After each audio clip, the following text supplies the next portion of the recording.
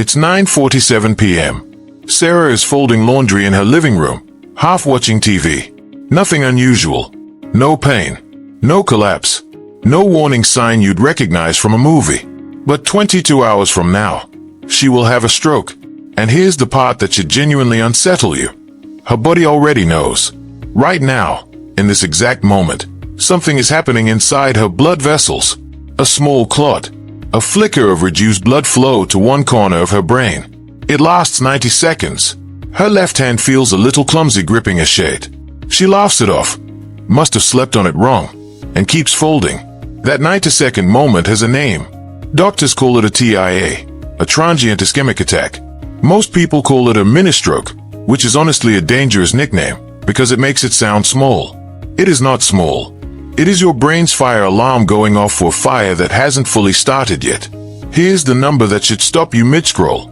Up to 1 in 5 people who have a major stroke experienced warning symptoms in the hours, sometimes the full day, before it happened. Not vague symptoms. Specific, identifiable ones. And the tragedy isn't that the warning didn't come. The tragedy is that almost nobody recognizes it when it does. Stroke is one of the leading causes of long-term disability in adults, and one of the leading causes of death worldwide. But here's what almost nobody tells you. It is also one of the most preventable medical emergencies that exists, if you catch it at the warning stage instead of the event stage. This video is not here to scare you for the sake of views. It's here because somewhere, right now, someone is doing exactly what Sarah did. Feeling a strange flicker in their hand, their face, their vision, their words, and deciding it's nothing. By the end of this video, you will know exactly what those flickers look like, why your brain tries to talk you out of taking them seriously, and precisely what to do, minute by minute, if you ever see them in yourself or someone you love. Let's get into it. The hidden signs in science. To understand what happens the day before a stroke, you first need to understand what a stroke actually is. In plain language, no jargon overload. Your brain runs on blood. Every second, blood carries oxygen and glucose through a dense network of arteries into brain tissue that cannot survive long without it. A stroke happens in one of two ways. Either a blood vessel gets blocked, cutting off that supply. That's called an ischemic stroke, and it accounts for about 87% of all strokes. Or a blood vessel ruptures and bleeds into or around the brain, called a hemorrhagic stroke. Today, we're focusing on the ischemic type, because it's the one that most reliably gives a warning beforehand. Here's the part that matters most. A full-blown stroke rarely comes from nowhere. In many cases, it's the final event in a process that's been quietly building, sometimes for years, through arteries slowly narrowing with plaque, and sometimes, in its final hours, that process gives off small, testable sparks. Those sparks are transient ischemic attacks, or TIAs. A TIA happens when a small clot partially or briefly blocks blood flow to part of the brain, and then, critically, it clears. Blood flow returns. The symptoms go away, often within minutes, sometimes within an hour. And that's exactly what makes it so dangerous. It resolves. Your brain gets its oxygen back. You feel normal again, and your instinct tells you the crisis is past. It hasn't. It's a rehearsal. Studies following patients after a TIA have found that a significant percentage go on to have a full stroke within 90 days, and a meaningful portion of those happen within the first 24 to 48 hours. That is the window we're talking about today. That flicker Sarah felt in her hand wasn't nothing. It was her brain's warning system firing exactly as designed, and being ignored, exactly as it usually is. So what does that warning actually feel like? Let's go through it piece by piece, because the signs are often far subtler than the dramatic stroke scenes you've seen on TV. Sign 1. The fleeting weakness. Sudden, brief weakness or numbness, usually on one side of the body. This is the big one, and it's often the most dismissed. It might be a hand that feels clumsy holding a coffee cup, a leg that feels slightly heavy walking upstairs, a side of the face that feels tight or numb, like after a dentist visit, except you weren't at the dentist. The key detail is one-sidedness.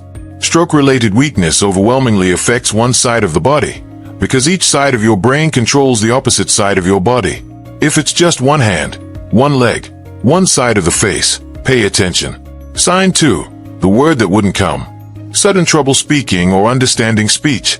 This can be dramatic slurring, but far more often, in the pre-stroke window, it's subtle. Slightly slurred words that clear up in a minute. struggling to find a word that's usually easy, saying something that comes out slightly wrong, then correcting it and moving on. Family members often describe it afterward as they sounded a little off, and at the time, nobody thought twice about it. Sign 3. The vision flicker. Sudden vision changes. This might be blurred vision in one eye, a curtain-like shadow falling over part of your visual field, double vision, or vision that seems to go dark for a few seconds and then return. People frequently mistake this for eye strain, tiredness, or a migraine aura, and sometimes it is exactly that. But when it's sudden, one-sided, and unexplained, it deserves attention. Sign 4. The balance blip. Sudden dizziness, loss of coordination, or balance problems. A brief stumble, reaching for a wall that wasn't quite where you expected, feeling like the room tilted for a second. On its own, this symptom is the easiest to explain away. We all get dizzy sometimes, but combined with any of the other signs on this list, it becomes far more significant. Sign 5. The headache that feels wrong. A sudden, unusually severe headache with no clear cause. Not your normal tension headache. Something that comes on abruptly and feels different from any headache you've had before. Sometimes described as the worst headache of my life. This symptom is more strongly associated with hemorrhagic stroke, but it belongs on this list because of how often it's dismissed as just a headache and treated with a painkiller and a nap. Sign 6. The confusion window. Brief confusion or difficulty processing. Struggling to follow a conversation you'd normally follow easily. Feeling mentally foggy for no reason. Forgetting something simple mid-sentence. Especially in older adults, this is one of the most commonly missed warning signs because it's mistaken for tiredness, low blood sugar, or just getting older. Here's the thread connecting every single one of these signs. They are sudden, they are often one-sided or localized, and this is the critical, dangerous part. They frequently resolve on their own within minutes to an hour. That resolution is not reassurance. It is the warning shot, not the all clay. In the 24 to 48 hours before a major stroke, some people experience just one of these signs, once. Others experience several, in a cluster, sometimes repeating, a TIA in the morning, a milder version in the afternoon, and then the full stroke that night. Every repeat episode is your brain telling you the underlying blockage hasn't resolved. It's just come and gone. Now, before we move forward, I want to be honest with you about something important. Not every stroke gives a warning like this. Some are sudden and complete with no prior TIA at all, especially hemorrhagic strokes. This video isn't claiming you can predict every stroke. It's showing you that in a meaningful number of cases, there is a window, and that window is almost always wasted because people don't know what they are looking at, or they talk themselves out of it. Which brings us to the myths that make that happen. Misconceptions and myths. Let's talk about why smart, careful people miss these signs, because it's rarely ignorance. It's almost always one of these 5 myths. Myth number 1. If it went away, it couldn't have been serious. This is the single most dangerous belief on this entire list, and we just explained exactly why it's false. TIA symptoms are defined by going away. That's not the disease clearing up. That's a disease taking a breath before its next move. Emergency doctors have a saying about this. A TIA that resolves without treatment isn't a relief. It's a countdown. Myth number 2. I'm too young for a stroke. Stroke has historically been thought of as an old person's disease. And while risk does increase with age, rates of stroke in adults under 45 have been rising in recent years, linked to factors like high blood pressure, obesity, diabetes, and stress going undiagnosed at younger ages. If you're in your 30s or 40s and you feel your face go numb on one side, I'm too young is not a diagnosis, it's a guess, and a risky one. Myth number 3. It's probably just stress, dehydration, or a bad night's sleep. Here's the honest truth. Sometimes it really is. Fatigue, dehydration, low blood sugar, and anxiety can all cause symptoms that overlap with TIA warning signs: dizziness, brain fog, tingling. This is exactly why the pattern matters more than any single symptom. Stress-related dizziness doesn't usually come with one-sided facial numbness. Dehydration doesn't usually cause sudden slurred speech that then clears. When symptoms are sudden, one-sided, and specific, that combination is what separates probably fine from get checked now. When in doubt, the safe assumption is always to get it checked, not to self-diagnose the harmless explanation. Myth number 4. I'd know if something was seriously wrong. I'd feel pain. This one trips up more people than almost any other, because we're wired to associate danger with pain. But your brain has no pain receptors of its own. A stroke, in progress, frequently causes zero pain. No dramatic collapse. No screaming headache. That's actually more associated with hemorrhagic stroke, not the more common ischemic type. The absence of pain is not the absence of an emergency. Myth number 5. I'll just wait and see if it gets worse before I do anything. This is the myth that costs the most time. And with stroke, time is not a metaphor, it's brain tissue. There's a phrase used across stroke medicine: time is brain. For ischemic strokes, every minute that blood flow is blocked, brain cells are dying at a rapid rate. Commonly cited estimates suggest roughly 2 million neurons lost per minute of a stroke in progress. Waiting to see if it gets worse isn't caution. It's the single costliest decision someone can make in this scenario, because effective emergency treatments for ischemic stroke are dramatically more effective the earlier they are given, and their window closes fast, often within a few hours of symptom onset. Notice what all 5 of these myths have in common. They all give you permission to wait. And waiting is the one thing that turns a warning sign into a catastrophe. So let's replace wait and see with an actual plan, because knowing the signs means nothing without knowing exactly what to do next. This is the section to save, screenshot, or send to your family group chat, because in a real emergency, you will not have time to remember details. You'll need something automatic. Step 1. Run the test. Medical professionals use a simple acronym, and it works because it's fast and it requires no equipment. It's called BE-FAST. B. Balance. Has the person suddenly lost their balance or coordination? E. Eyes. Is there sudden blurred vision, double vision, or vision loss? F. Face. Ask them to smile. Does one side of the face droop? Arms. Ask them to raise both arms. Does one arm drift downward or fail to lift? S. Speech. Ask them to repeat a simple sentence. Is their speech slurred, strange, or hard to understand? T. Time. If you see any single one of these signs, the time is now. Note when symptoms started. This detail matters enormously for treatment decisions. And call emergency services immediately. I want to stress something about this test. You do not need all 5 signs. You do not need to be certain. You need one clear sign to act. Emergency responders would always rather respond to a false alarm than arrive too late to a real one. And so would you.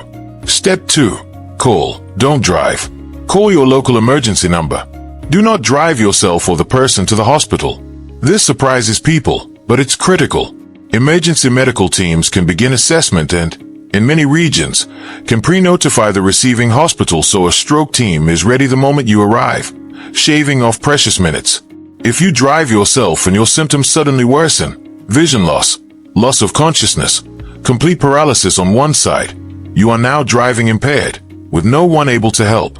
This is one of the most common and most dangerous mistakes people make.